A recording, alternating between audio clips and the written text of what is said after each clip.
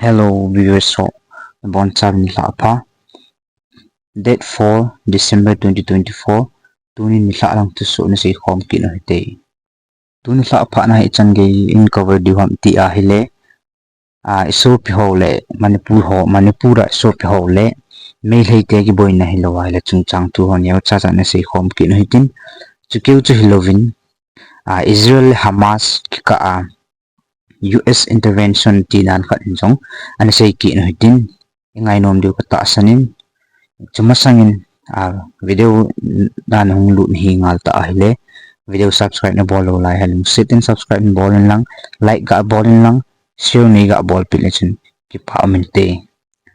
tuni hin point ni point thum point li bep ti tabang point li bep tabang hin ana kholi mutin masa pe na in se diwa chu aichi point number 1 an se diu chu hile jing kho date 5 December 2024 ni le lamka tuibong muna sopiu misom mi khat marte sona ta chapa ho maholong hi William nakin umding chele maho jan sang pen pe nakin umding hin hechi kin chu jingka som na khat le umding hin hecha chun lasu ke dingin bon cha ni ki tem ki nuin he e tun ani na chal ki ta hotin point number 2 schedule chu hi a hele hechi Manipur government nampu a peace tai tia media so na bol le len se chu hile MST bus hi lai sa ding ti lai ta lungel nei hi hechi lungel ipidinga tu lai ta bang boy lai ta an nei ham ti chu a mi te chen ho chen he kiu kin win chi na chu hechi lungel gon hi lo ling sa lo te na dinga che hon jong hecha press release bol thei ham lo ha de deilou dan thu ho pun no thei ham ti chu bol vin na bana yong to go han nei kin wa hang bol ki no hitin hechi molung tu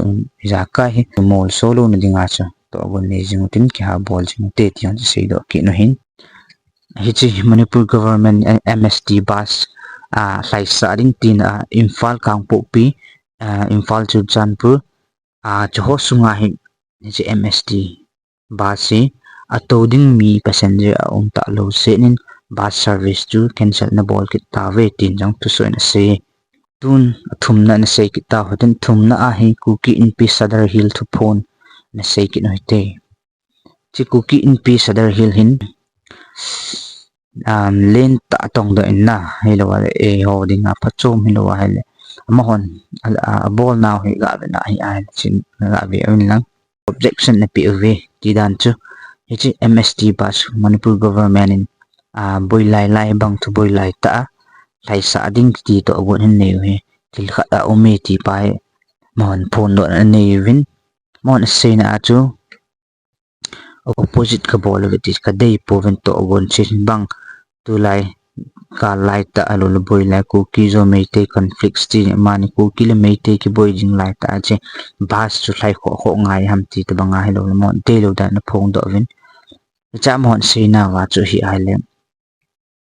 sliding che ba sa sliding dei wa hi ata phan ti na ti u hi ta hi jong le he MST bus chu ko ya phan sa wa hi a hi jong hi chimun ka pi na ho ti lai mun hoi ga be moirang to Imphal to Sekmai ti choki ka ai lai sa un ai lo ai number 2 na chu gangi phai to kangpo pi to Tamenglong choki ka ai lai sa win ti la thum na chu gamgi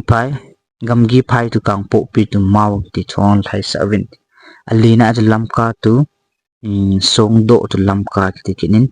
kang chik to Imphal moirang tin palen to more palen tin cho ki ka ai lai sa win hi lo wa hi a le chi bus service hi thelo din hi kon ka phal poverty a che kuki in pisadar hills for hin phun do na lekha thot na nei we Manipur government ho ti che move in he na hechi kuki in pisadar hills so hin bol khatle ovin pacha umma ma jeng we hechi boy lai ta bus lai sa ho din ti sang machun kuki zo ki hon ka thu mu political demand si legal kho pi win lang hilowa hi ale permanent na peace theina ding in zo to gun nei win chu tile ki sam tan tin ki pom tan te tin jong kuki in pisadar hills sun chile kha thot na wachun ana sei tha win hi tun bonus neu cha na sei kho mo tin ga sei no mo chu hi a hele mun tin om khanam mi te zo se ching thei tin is it ve now kol ning li a now hin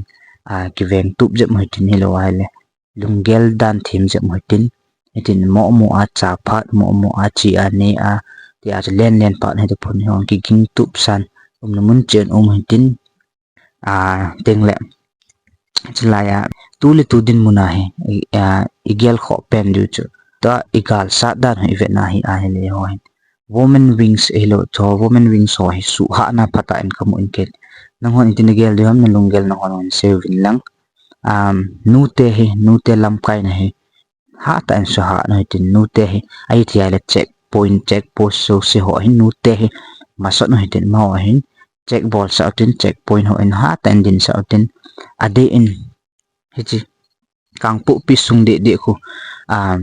e san te ga de khu agu gu in ha thai khe jing we ti thu ke za in na jo he nei thia hele nam pasal hon bol ala chin pan hin nam pasal he ten le chin thu chu acha azo ju te pun ti dan kha chu nu me di a nu te hin hi ten nu te ha nin ti man he pun nu te hi ten min armin jo lo ne je he lo khat ta bang khat jin je chen nu te je woman wings ho hi ha ta in ade in kang po pi sung kho check ball tin phati kai chan chi e san te gari lai tu ho hi ve pha ja mutin hilen e hoding ang te mat ki ven na hi di ham tiang che ga se kho mo hin tin tun neu cha ga se back 11 e ho hi chi lung tu mu la mu na dio se pa ai pon e lo ayon abang no nai tai ti ong mai ten jong le ke gelen wang chi mu dio hi ai le so na mu ta lo dio ham separate administration ti ho jong chu je in chun tu a hi thil dang helovin iti ki bol le government central government ka tong kha the den to kha ti dan chu ma ho hin lung e ho lung tu in gel ho the na devin ama ho zo ha kho otin state government manipur sangin central government zo ha kho otin ama ho lung la na thei zo bol do ding ngai to ote ti ong chiga sei do ki no hintin HRA hon separate administration hello I like ichi adu da itile le ka ovin Maharashtra in chief minister hi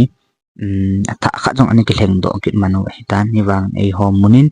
e hon din protest them hello I le gam tini na buin la e ho lang wa e ma ho sa na government na kon om laisin am dan chuga ate ka oi bo ve na mi te char hoi hoi wa CM ang ki thleng ki na wa ichi Maharashtra CM Devendra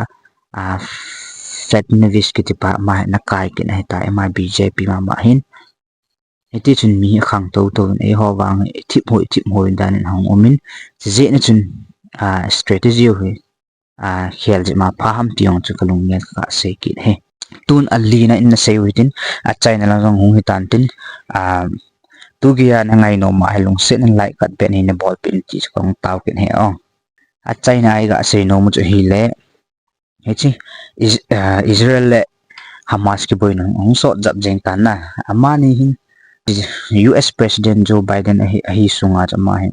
ima na tong do poi tile to do nan te hi jon ma hin alone je ne pon tu 47 US President hong hi pa ipu pau Donald Trump na ama hin news na len ho BBC News ki to NDTV News National News so an sei na achu thlang phong an sei na achu ma hin Israel te pan pi na mong Halloween thil kha chu phan te tin achun main thu na sein an sei chu pi sei ham ti ala main warning an pin Hamas ten Israel mi te 60 val hostages an nei ho an koi ho hi agan te bang hilo hale January 20 ka ako nan hla do diu tin nan hla do lo wa hi a hi le chun ke kapan sunga hi thil khat thil len ta hilo hale chun ta gim nei thim ta chu Hamas te chu anagi he Israel hostages ho chu